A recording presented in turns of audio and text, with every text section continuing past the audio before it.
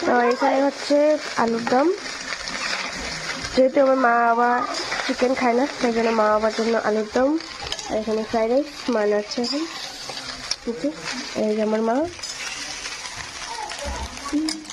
ওই যে আমার দিদি চলে আসছে আর সব বাচ্চারাও চলে আসছে। Happy anniversary.